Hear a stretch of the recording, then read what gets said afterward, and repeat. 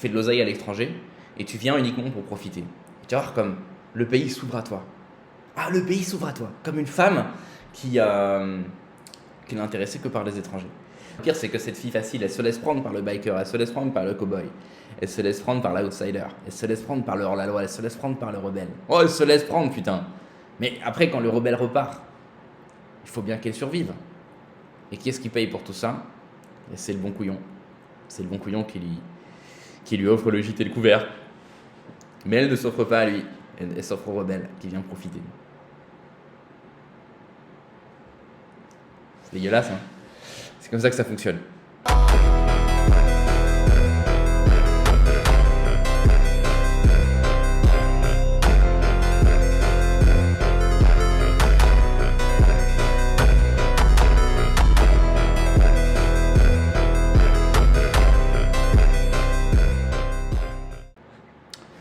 Aujourd'hui les amis, je vais vous parler d'un xème avantage à être libre géographiquement, à être expatrié. Et vous allez voir que c'est un avantage qui a lieu en France. Donc c'est un avantage à être un expatrié, à être libre géographiquement quand on veut revenir en France temporairement, moyenne durée, ce que vous voulez. Dans cette vidéo, on va parler de homeschooling, l'école à la maison. Je sais, vous allez me dire, moi j'ai pas d'enfant Alex, mais moi j'aime bien l'école, j'ai pas de problème avec le système. Moi vous le savez, je suis anti-système.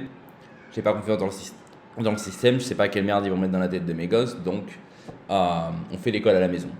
En France, l'école à la maison depuis 2021 est presque devenue impossible, hein. Officiellement, il y a une vitrine, on vous explique mais non, on peut faire des démarches, etc. Mais dans la réalité, l'écrasante majorité des gens, les dossiers sont refusés et les enfants doivent aller à l'école comme tout le monde. Et je pense personnellement que cette loi, entre guillemets, contre les séparatismes, contrairement à ce qu'on croit, n'est pas du tout une loi qui est faite pour... c'est pas une loi pour...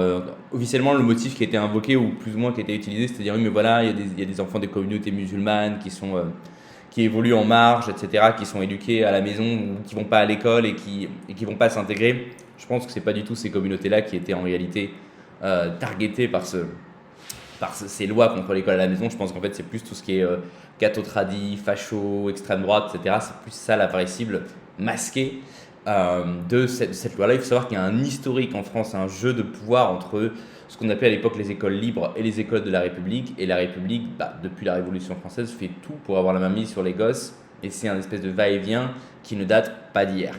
Alors, en tant qu'expatrié, en tant que citoyen libre géographiquement, et encore pire, en tant que personne qui a épousé une femme d'un autre pays et dont les enfants n'ont pas la nationalité française, ils pourraient l'avoir très facilement, mais à dessein, pour le moment, ils ne l'ont pas. Et ben, ça me donne en fait toute une série de marges de manœuvre si demain je voulais me revenir en France pendant 1 ou 2 ans pour niquer le système et pour avoir toute une série d'excuses qui ferait que si moi je voulais obtenir l'école à la maison, je pourrais le faire sans problème. Je vais vous invoquer les 4 motifs du coup maintenant que vous pouvez utiliser pour faire l'école à la maison et qui sont quasiment inutilisables par presque tout le monde. Premier motif, raison de santé. N'essayez pas d'aller jouer au con avec l'éducation nationale si votre enfant n'a pas une excellente raison de rester à la maison, si votre enfant est en bonne santé, ça ne fonctionnera pas. Deuxième, pratique artistique ou sportive intensive, donc c'est des choses qui doivent être vraiment justifiées, hein. Encore une fois, c'est pas ma gamine elle prend des cours de piano donc elle reste à la maison, hein. Vous devez être inscrit dans des cursus particuliers, etc. Encore une fois, vous n'allez pas jouer au con avec ça, donc c'est pas valable pour 99% des gens. Troisièmement, itinérance ou éloignement géographique de la famille. Ah, on commence à toucher à quelque chose d'intéressant. Alors vous avez compris, hein, ce troisième point en réalité il est fait pour les gitans. Il est fait pour ce qu'on appelle poliment les gens du voyage. C'est pour que eux leur permettent en fait de garder leurs gosses et de les éduquer dans les caravanes, etc. Parce que n'étant pas français, ils ne sont pas soumis à toute cette pression, hein. Vous comprenez que toute cette pression fiscale, législative, c'est adressé avant tout aux Français de souche. Les autres, c'est pas grave, on tolère, on est gentil avec eux. Donc ce troisième point qui est adressé aux gitans, ça tombe bien parce que moi, je suis expatrié en Roumanie, donc je peux jouer un petit peu là-dessus, mais on va en parler un peu plus en avant. Et puis, situation propre à l'enfant motivant le projet éducatif. Ça, effectivement, c'est très flou, hein. Ça peut être tout et n'importe quoi, mais quand c'est un petit peu flou comme ça, il faut considérer que dans 99% des cas, on va vous dire non. Et pour ceux d'entre vous qui avaient un peu poncé la question, vous savez que c'est presque toujours des refus. Mais, quid de quelqu'un qui serait en France temporairement et qui dirait, ben voilà, moi en fait, je travaille à distance, je suis amené à bouger très régulièrement et mes enfants suivent un cursus en anglais. Et je peux pas voilà, les mettre 6 mois à l'éducation nationale et puis les sortir et puis les remettre, et puis quand je change de pays, et puis quand je reviens, etc. Ça, ce serait un projet que je pourrais vendre à l'éducation nationale. Alors expliquer, voilà, moi je suis ici, je sais pas pour combien de temps, demain je peux partir en mission, je travaille entièrement à distance. Je pourrais même les baratiner, je pourrais leur dire mes enfants ils parlent mal français, c'est entièrement faux, mais ils n'ont pas besoin de le savoir. Voilà, ils font un cursus en anglais, etc. Je peux pas les mettre à l'éducation nationale comme ça. Je pourrais aussi invoquer l'itinérance. Voilà, je dirais mon épouse est roumaine, tout de suite il y a l'amalgame, vous comprenez, c'est mon épouse est roumaine, voilà, on bouge beaucoup. Tu vois, on peut jouer sur cette fibre-là, tu vois. L'assistante sociale, tu vois, j'arrive en mode. T'as vu ce film avec Brad Pitt qui joue le rôle du gitan là? Ça, j'arrive avec le survêtement, les chaînes en or et tout. Je dis à ma femme de s'habiller, tu vois, comme, comme une robe. Et puis on leur vend le projet, tu vois. On leur vend le projet. Et ça passerait sans problème, tu vois. Ou bien je peux jouer à ça, mais non, juste simplement dire, voilà, moi je suis un businessman, je travaille à distance, je bouge en permanence. J'ai la carte d'identité française, mais voilà, j'ai pas vécu sur le territoire français depuis plus de 10 ans. Là, j'y suis pour les 6 prochains mois, les 8 prochains mois. Donc, c'est pas pour une durée indéterminée pour faire des affaires. Il n'y a pas de contrat, il n'y a rien. C'est simplement, j'ai mon entreprise. Et voilà, mes enfants suivent tel cursus, mais on ne peut pas les remettre à l'école comme ça pour les enlever après, etc. Donc, ils suivent un cursus à la maison. Comme ça, ils ont cette stabilité. Et où qu'on bouge, si demain je dois bouger aux States, si demain je dois bouger en Europe, ils peuvent continuer à suivre ce cursus tranquillement.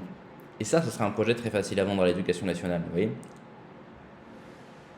Ça amène au point suivant. En fait, ce qui est triste en France, et c'est le même sujet par exemple pour vous savez, pour les châteaux.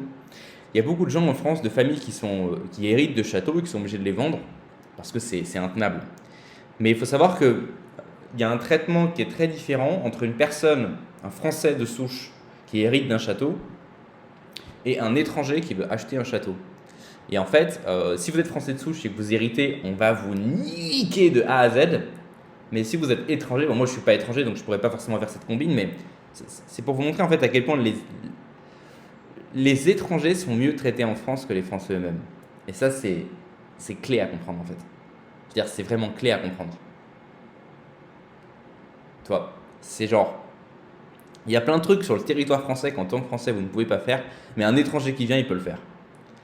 Et je ne parle pas forcément des racailles ou des immigrés qui profitent des aides sociales, etc. Je parle aussi de l'investissement. Quand je vous en ai parlé au niveau des châteaux, si vous êtes un étranger et que vous voulez acheter un château en France, vous allez avoir toute une panoplie d'outils pour payer moins de taxes, avoir des aides, avoir ceci, avoir cela. On va vouloir vous inciter à faire ces investissements-là. Et pour ce faire, du coup, il y a tout un appareil qui est mis en place pour vous rendre la chose plus facile. Alors que si vous êtes français et que vous héritez, on vous nique. Qui est même triste. C'est pour ça que vous avez plein d'anglais. Bon, il y a aussi le fait que les anglais ont un meilleur pouvoir d'achat que les français, il n'y a pas de doute là-dessus. Mais il y a plein d'anglais qui rachètent maintenant des châteaux en France, qui les retapent, qui après font des maisons d'hôtes, font du business avec, mais ils ont ces facilités que les français n'ont pas. Voilà, si tu veux. Et là, voilà, du coup, c'est pareil pour cette histoire de. Alors, il y a encore un autre truc, c'est au niveau des taxes. Il y a des gens qui vont dire, mais Alex, moi j'aime la France, je veux profiter de la France, mais comment faire pour ne pas être taxé? Alors, si tu es en France plus de, je crois que c'est quoi, 8 mois sur 12 ou 6 mois sur 12? Attends, je vais demander à ChatGPT. Combien de mois il faut rester en France pour être résident fiscal? Je crois que c'est 8 mois.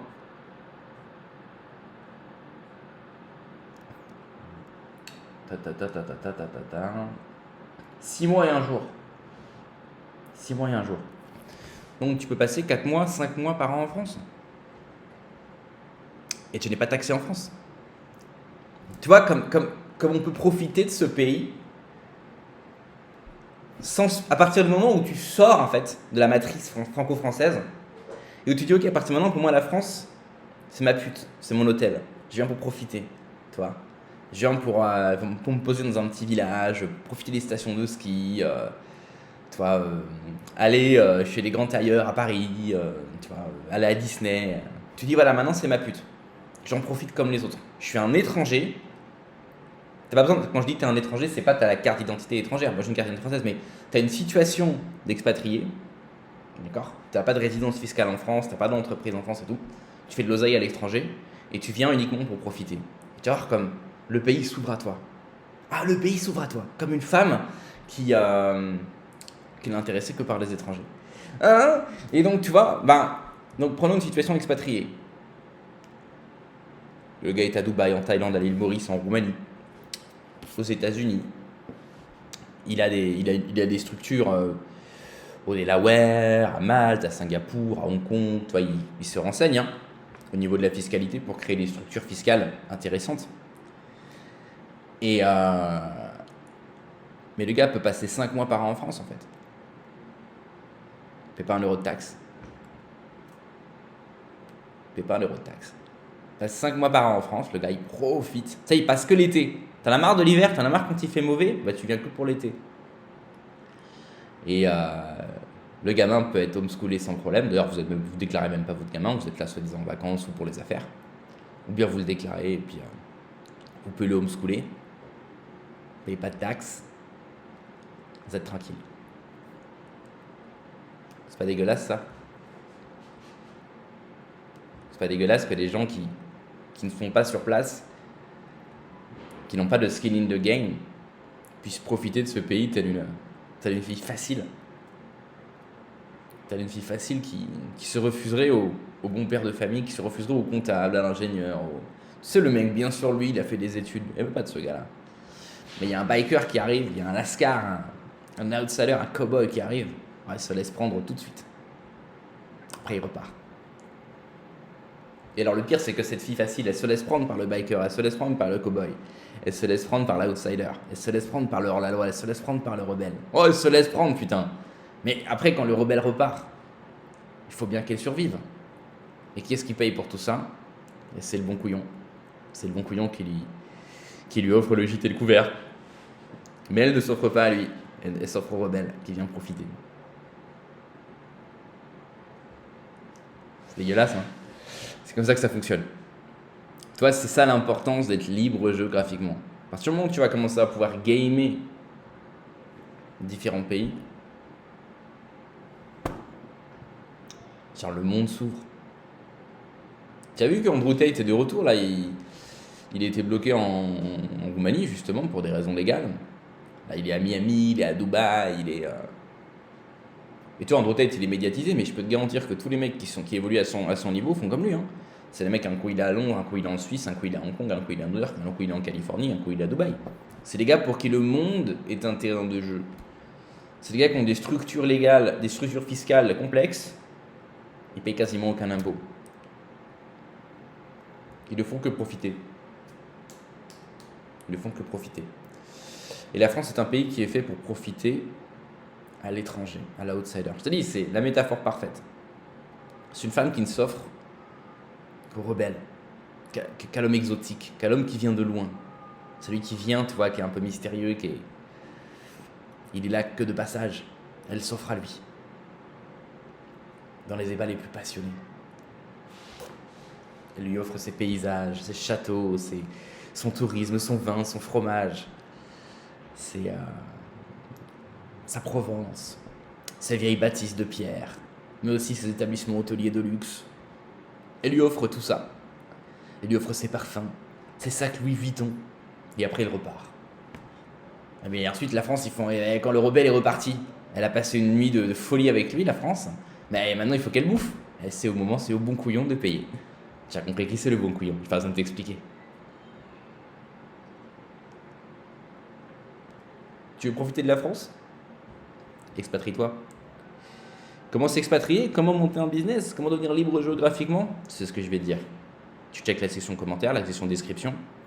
Tu as toute une série de guides gratuits pour te lancer dans Airbnb, sur Internet, pour travailler ton mindset et mettre en place les bases de ta liberté géographique et financière. Pour ceux d'entre vous qui voulaient un accompagnement personnalisé, c'est possible également. C'est pas pour tout le monde, je vous l'ai déjà expliqué. Déjà pour des raisons financières, tout le monde n'aura pas les moyens de booker un entretien avec l'empereur. Mais aussi, je ne prends des entretiens qu'avec des gens sérieux. Mais pour ceux d'entre vous qui n'êtes pas encore prêts à passer à l'acte, vous avez les ressources gratuites et les ressources payantes que vous pouvez suivre à votre rythme. Voilà, c'était le sujet de la vidéo aujourd'hui les amis. Donc on se retrouve demain pour un nouvel épisode sur Empire Digital. N'hésitez pas à mettre des commentaires. Ciao.